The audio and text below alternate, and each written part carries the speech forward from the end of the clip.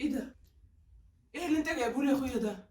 مليون جنيه بس عشان طلبات الشهر؟ اعمل بيهم ايه؟ لا طبعا ما يكفوش.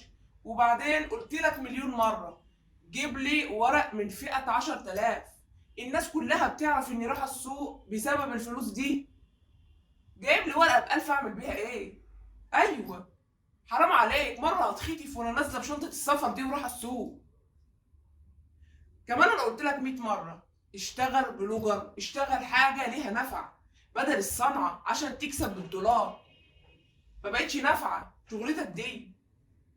هعمل ايه بالمليون جنيه؟ ما انت عارف، هجيب لي طبق بيض ب100,000، جيب لي نص شيدر نص موتزاريلا ب100,000. لا يا اخويا، الموتزاريلا مش رفاهيات، ما اقدرش استغنى عنها. لا لا طبعا، بحبها. كمان بنزل لي السوق اجيب لي مثلا كيلو بصل، كيلو خيار، كيلو طماطم، وهكذا. كل كيلو من 8,000 ل 10,000. يعني برضو نزلة السوق بتتكلف لها بتاع 100,000. اه، غير اني طبعا استغنيت الشهر ده عن زيت الشعر والسبراي بتاعي، عشان ما تقوليش ان ست مصرفة. يا شيخ حرام عليك، ده انا شعري بيض مش عارفه اجيب الصبغه عشان بقت ب68,000 جنيه. وقلت كفايه مصاريف على كده. ده حتى الفتله بتاعت وشي بقيت اجيب اختي هياتم تعملها لي.